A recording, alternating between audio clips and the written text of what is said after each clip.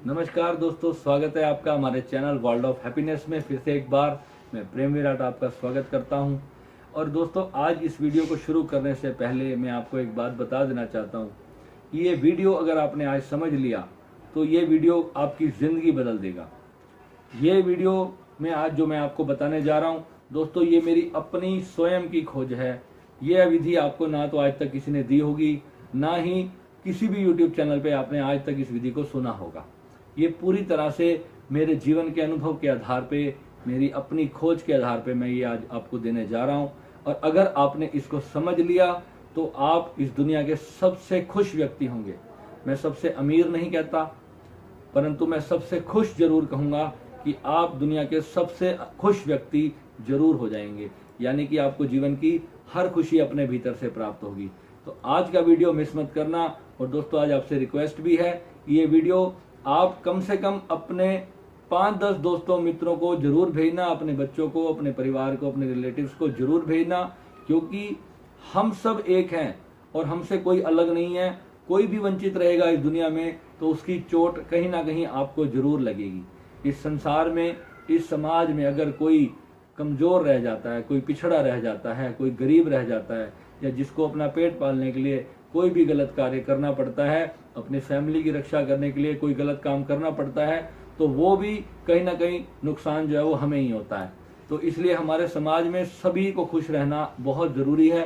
जब सब खुश होंगे तो हम खुश होंगे। और धीरे धीरे आज ये पहल मैं करने जा रहा हूँ, और ये जो विधि मैं आपको आज दे रहा हूँ इसको आप बहुत अच्छे से समझना।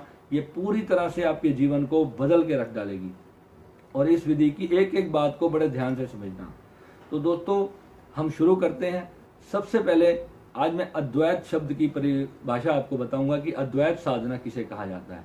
अद्वैत का मतलब होता है कि जब परमात्मा और भक्त अलग नहीं रह जाते, वो दो नहीं रह जाते, एक ही हो जाते हैं, उसी को ब्रह्म साक्षात्कार कहा जाता है। आत्म साक्षात्कार कह लो, सेल्फ रियलाइजेशन कह लो, उसके बहुत से नाम हो सकते हैं।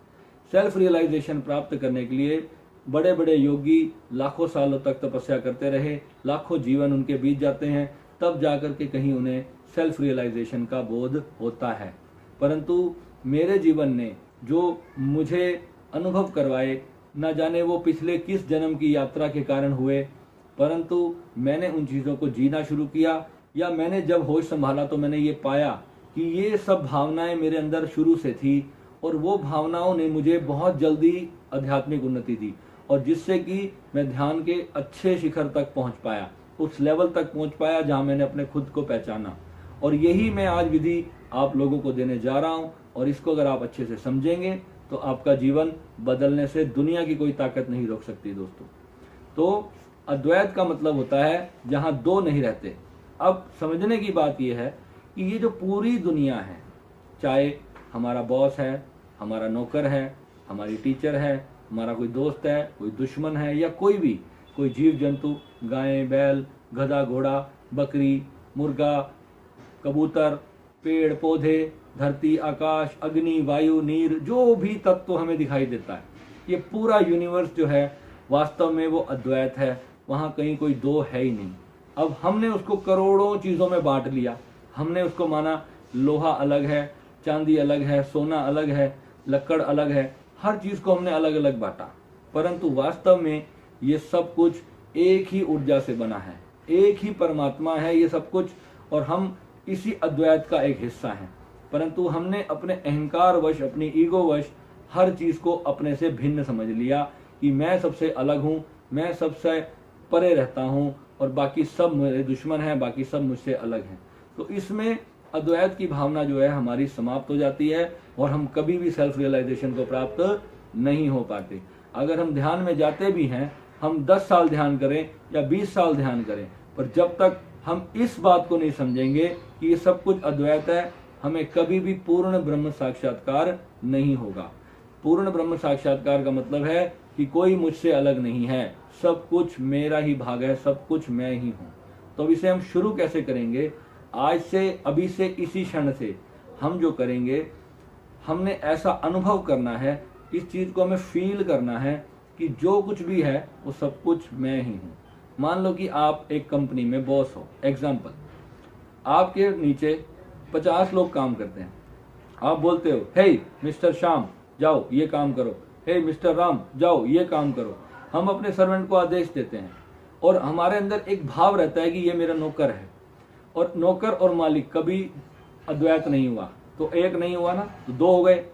तो ऐसे ही जब हम एक टांगा चलाता है, वो घोड़े को हंटर मारता है कि हंटर से वो घोड़ा तेज चलेगा, तो वो समझता है कि घोड़ा मेरे से अलग है, अगर मैं इसको जोर से हंटर मारूंगा तो ये और तेज चलेगा और मैं और जल्दी पहुंचूंगा। तो वहां पर भी अद्वैत गायब हो गया, वहां पे घोड़ा अलग हो गया और मालिक अलग हो गया। हर चीज में हमें ये मानना है कि सब कुछ हम एक ही ऊर्जा के अंश हैं और सारा जो ये ब्रह्मांड हमें दिखाई दे रहा है वो सब कुछ एक है, यानी कि मैं ही हूं। अगर किसी गरीब को कहीं सड़क के किनारे कहीं भीख मांग रहे देखें आप, तो आप सोचे कि मैं ही भीख मांग रहा हूं।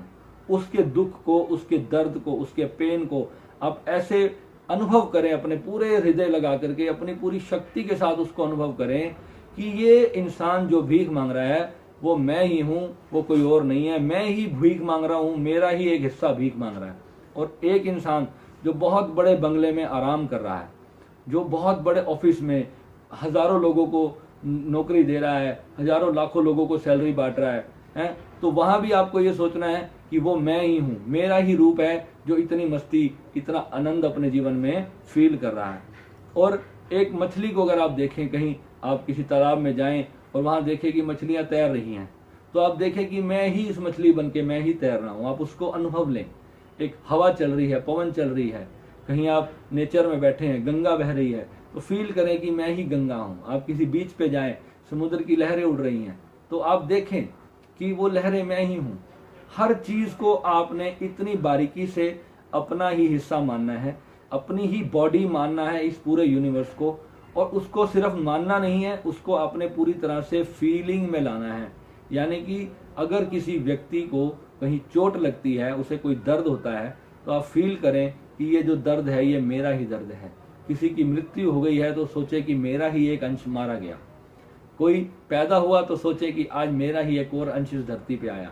तो इस तरीके से जब आप इस पूरे यूनिवर्स को आप एक तरीके से अपना ही एक अंश मानना शुरू करेंगे, तो आपको जीवन में बहुत ही ज्यादा तरक्की मिलेगी और उन्नति, आध्यात्मिक उन्नति जो है आपकी बहुत ज्यादा होगी।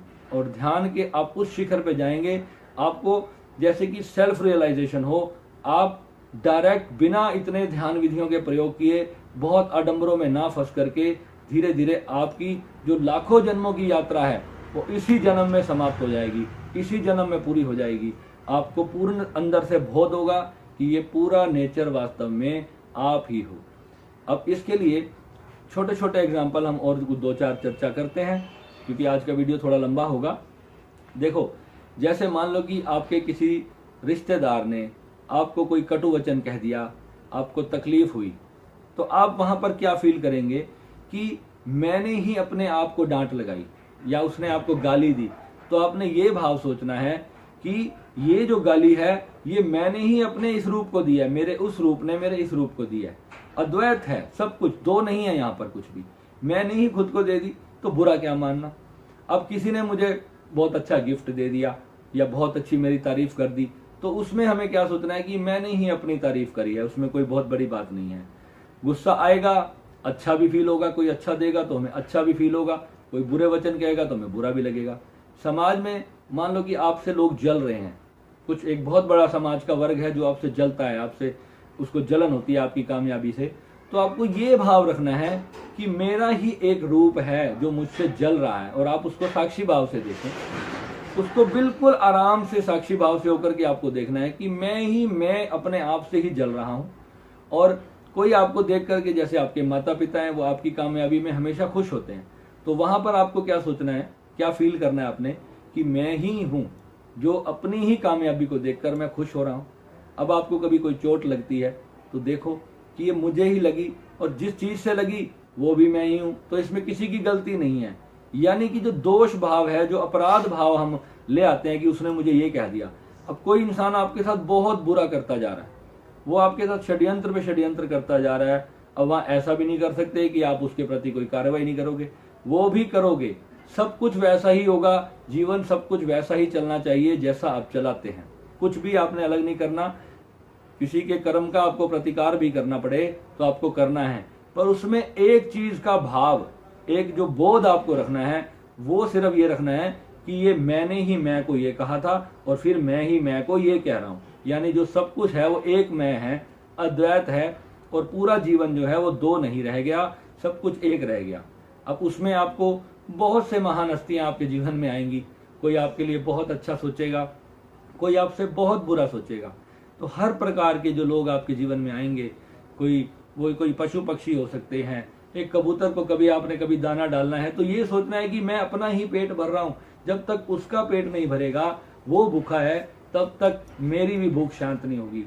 और कुछ पल में आपको एहसास होना शुरू हो जाएगा, जिस दिन आप अपने पाले हुए उन पक्षियों को भोजन नहीं दोगे तो आपको भी भूख आपकी जो है शांत नहीं होगी, आपकी आत्मा जो है अंदर से तृप्त नहीं होगी। वो कनेक्शन जो आपका नेचर के साथ और लोगों के साथ जब बनना शुरू होगा, तब आपको पता चलेगा कि एक ऊर्जा है, एक अस्तित्व है जो सब एक है और वो सब दूसरों का दर्द फील करता है। और जितना हम उस ऊर्जा के साथ डिटैच होते जा रहे हैं, जो अपनी स्वयं की मैं को बना रहे हैं, वो हम दूसरों के दर्द को फील नहीं कर पा रहे। हम सभी को हम मार काट करते हैं धर्म के नाम पर, राजनीति में हर प्रकार। कोई देश है, छोटा है, ये अमीर देश है, ये गरीब देश है, हमने सभी को अपने से अलग बना लिया। कोई चीज मेरी पहुंच से बहुत दूर है तो भाव करना कि ये मैं ही हूं जो मैं से बहुत दूर हूं, मैं अपने आप तक ही नहीं पहुंच पा रहा, मैं उसको अफोर्ड नहीं कर पा रहा। और जो चीज आपने आसानी से ग्रैब कर ली तो आप ये सोचो कि मैं ही था और जो है ये सब कुछ मैंने आसानी से प्राप्त कर लिया। और इस प्रकार से आप अपने जीवन के हर एक पहलू को, सड़क पर जब आप चलें तो उसकी कॉन्शियसनेस को, इस पूरे अस्तित्व की जो आत्मा है वो एक आत्मा है, वही उसी का नाम परमात्मा है दोस्तों। तो हमें यह समझना है कि वो जो परमात्मा है वही मैं हूं। तो यानी कि जो आत्मा उसके भीतर, वही आत्मा मेरे भीतर। तो यही एक ब्रह्म है। और इसी ब्रह्म को अगर हमने समझ लिया तो हमारा जीवन इस दुनिया से मस्त परे चला जाएगा। और जो लोग आज हमें कुछ भी भले समझ रहे हों, जब तक वो इस चीज का अनुभव नहीं करेंगे दोस्तों, वो आपको कभी नहीं समझ पाएंगे। और मेरे जितने भी साधक हैं जो साधना की गहराइयों में आज उतर रहे हैं, मुझे बड़ी खुशी मिलती है। इतनी जल्दी 4-5 महीनों के अंदर मैंने जितने लोगों को भी, जो भी अपने जीवन की चीजें मैंने शेयर की हैं, उसका लाभ उन लोगों को मिलता है। तो एक बहुत बड़ी खुशी अंदर से प्राप्त होती है। और मैं भी आप लोगों के साथ इसी भाव के साथ जुड़ा रहता हूं कि मैं ही मैं को सिखा रहा हूं और मेरे ही मैंने मुझे सिखाया था, वो मेरे से अलग नहीं है, मेरा गुरु मुझसे भिन्न नहीं, मेरे शिव मुझसे भिन्न नहीं। तो यहाँ पर चाहे वो अल्लाह हो, चाहे वाहेगुरु है, चाहे राम है, चाहे कृष्ण है, चाहे बुद्ध है, कोई भी देवता है, कोई भी भगवान है, कोई भी शक्ति है, कोई भी तांत्रिक है, कोई चोर है, कोई डाकू है, वो सब कुछ मैं ही है। एक ही रूप है। अगर किसी चोर ने चोरी करी और उसको पुलिस सजा दे रही है तो उसके भीतर यही भाव होना चाहिए कि मैंने मैं को सजा दी, मैंने गलती की, मुझे सजा मिली, और मैंने अच्छा किया, मुझे उसका रिवार्ड मिला। तो ये हर चीज को इस तरीके से जो है हम एक कॉन्शियसनेस के रूप में अपने आप को मानेंगे। अब हम अपने आप को एक छोटे से शरीर के अंदर सीमित नहीं रखेंगे, हमने अपने आप को इस विराट ऊर्जा का एक हिस्सा मानना है। इस पूरे अनंत ब्रह्मांड का एक हिस्सा भी अगर मैं कहूं तो गलत होगा। इस पूरे ब्रह्मांड को ऐसा समझना है कि ये सब मैं ही हूं। यानी कि आकाश की तरफ आप अपने हाथ उठाकर देखें और बोलें वाह ये सब मैं हूं। सूरज को देखें, समुद्र को देखें तो भाव रखें ये सब कुछ मैं हूं। और इस तरीके से जब आप ये भाव अपने भीतर लाएंगे, जैसे कि भगवान ने कहा था गीता में कि ये गगन मैं हूं, ये जल मैं हूं, ये सृष्टि मैं हूं, ये वायु मैं हूं, सब कुछ मैं ही हूं। क्योंकि वो भगवान श्री कृष्ण ने अपने जीवन में इस विराट अनुभव को किया था, उन्होंने ये जाना था और तभी उन्होंने जो है अर्जुन को उस चीज का ज्ञान दिया था। और वही मैं भी पढ़ता था कभी किसी समय गीता में, मुझे उस समय कुछ भी समझ नहीं आता था, परंतु जब मैंने ध्यान में जाकर के उस सारी चीजों को अनुभव किया, रियलाइज किया, तब मुझे समझ आया कि वास्तव में ये पूरी सृष्टि एक ही है, यहाँ कोई किसी का दुश्मन है ही नहीं। तो जो भी जीवन में चल रहा है ये सब लेन देन है, ये कर्मों का सिस्टम है। जो भी हमारे जीवन में आ रहा है वो हमें फील तो करना ही पड़ेगा। सुख आ रहा है, सुख को समझो मेरा ही किया हुआ कर्म था, दुख आ रहा है समझो मेरा ही किया हुआ कर्म था। तो जो भी आपको प्राप्त हो रहा है ये एक पिक्चर है, ये एक दिन समाप्त होने वाली है। और जब आप अस्तित्व के साथ एक हो जाएंगे, क्योंकि अभी आप अपने अस्तित्व से दूर हैं। आप अपने आप को एक शरीर मान के बैठे हैं, एक आत्मा मान के बैठे हैं। इससे ज्यादा आप एक माइंड है, बस, और कुछ नहीं है। आपका जो मन है वो आपको इस पूरी दुनिया से अलग मानता है। यार वो इंसान बुरा है, वो इंसान अच्छा है, वो मेरे लिए अच्छा सोचता है, वो मेरे लिए बुरा सोचता है। तो हमने लाखों करोड़ों अद्वैत को खत्म कर दिया। हर एक व्यक्ति के साथ, हर एक जीव के साथ संसार में हमारा अद्वैत होना चाहिए। अब मैं यहाँ ऐसा नहीं कह रहा कि आपकी पैर के ऊपर एक बिच्छू चढ़ गया तो आप उसको कहें तो मैं ही हूँ, मैं ही, मुझे काट रहा है तो काटने दे, इससे तो आप मर जाओगे। तो ये बेवकूफ़ी भी नहीं करनी। अगर आपको लगता है कि उसको बिना मारे मेरा काम चलता है, मैं उसको फटाफट से हटा दूं, तो आप उसको हटा दें। अगर आपको कोई व्यक्ति सामने बंदूक लेके आपको खड़ा है और वो ये सोच रहा है कि मैं इसको गोली मार दूं, और आप सोचे कि मैं ही मैं को मार रहा हूं, तो मारने दो। तो ऐसा नहीं करना। तो वहां पे अर्जुन बनना है। और अर्जुन ने जिस प्रकार मैं अपने ही मैं को मारा था, तो भगवान ने जब उसको बोध कराया तो उसने सारों को फिनिश भी कर दिया। क्योंकि जो भी उसको मारने आ रहे थे तो अर्जुन ने उन सबको तीर चला के फिनिश कर दिया। तो वहां पर इस भाव से भी आपको कर्म करना है, यानी कि अपने कर्म क्षेत्र से नहीं भागना। कर्म क्षेत्र को समझना है, परंतु ये जानना है कि वो आत्म तत्व एक है। ये गीता का इतना बड़ा सार है।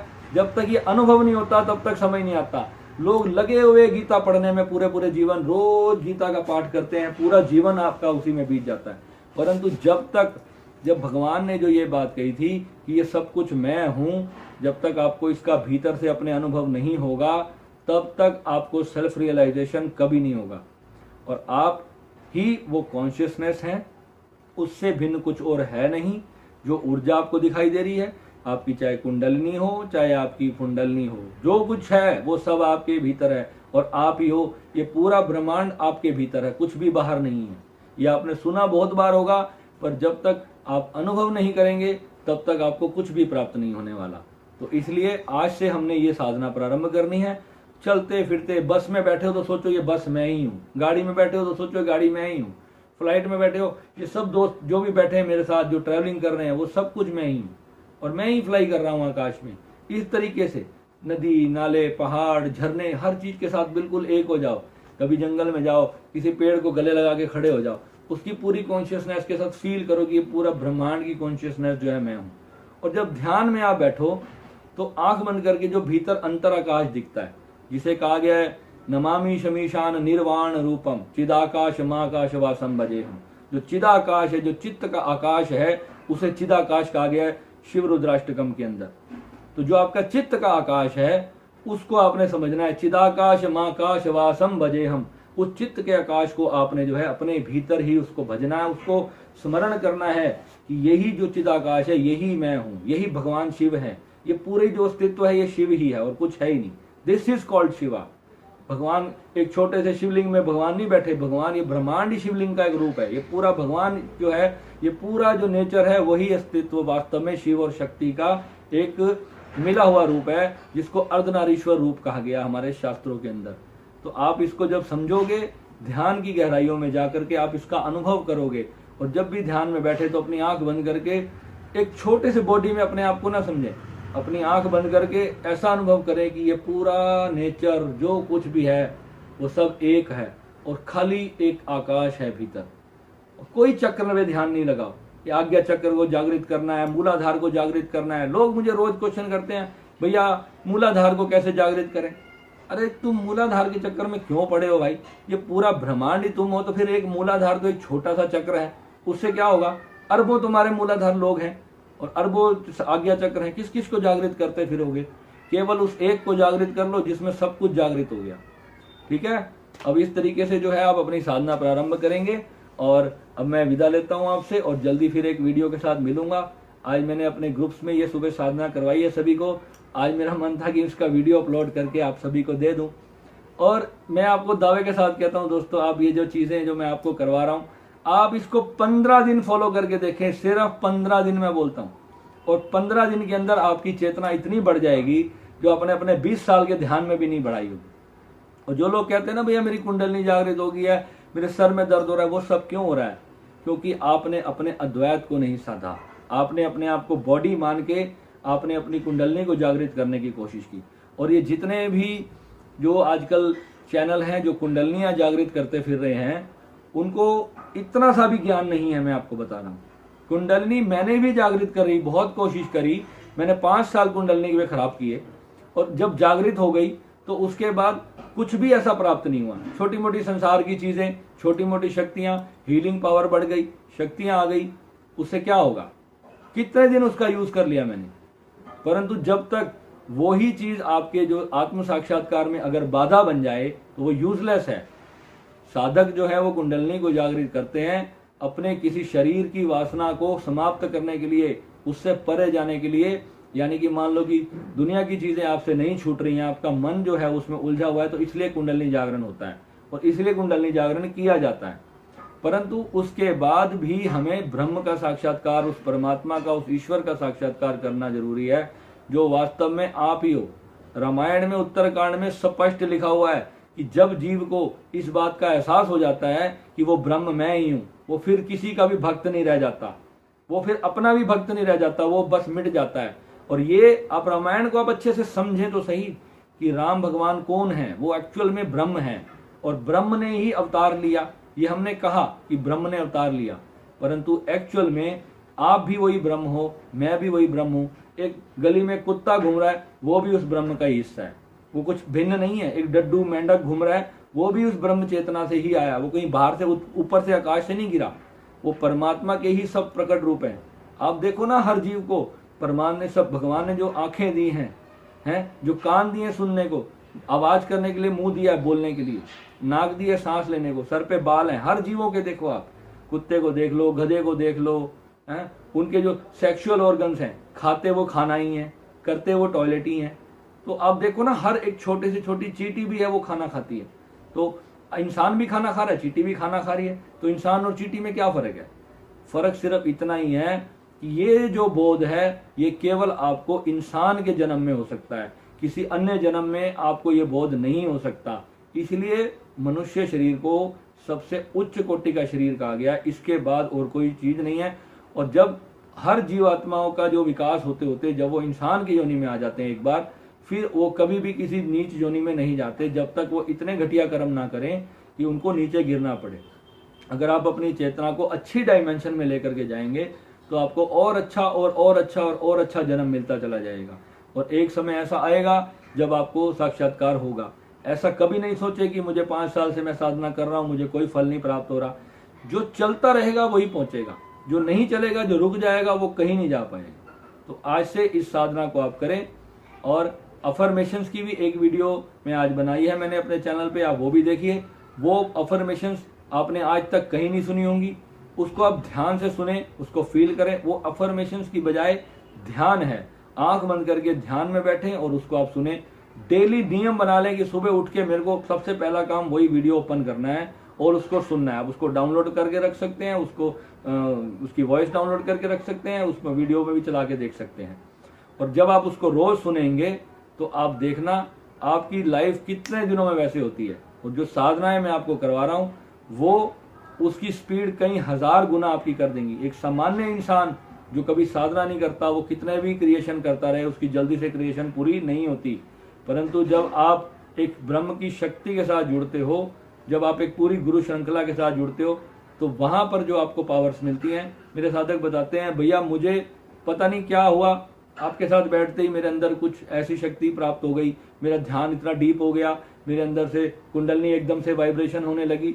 मुझे सच में ABCD भी नहीं पता था कि ऐसा होगा किसी को जब मैं ऐसे थोड़ी सी शक्तिपात करूंगा, तो मुझे जरा भी नहीं पता था। मैं तो अपने, कभी मेरी माता जी थोड़ी उनकी तबीयत खराब हो जाती थी या मेरे पापा की कभी तबीयत खराब होती थी तो मैं उनको हीलिंग करता था, और केवल इतना ही करता था, और वो भी 5 मिनट 10 मिनट, मैंने इससे ज्यादा कभी किसी को किया ही नहीं।